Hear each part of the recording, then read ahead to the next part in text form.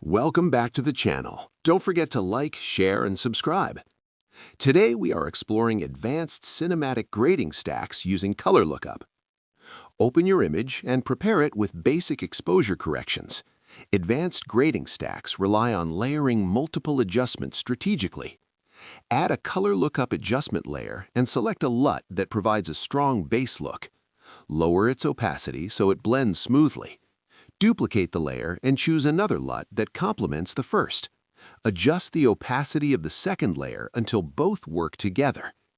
Add a curves adjustment layer above them and refine contrast to unify the stack. Zoom in to check color transitions and detail retention. If certain areas look too intense, paint on the mask of either LUT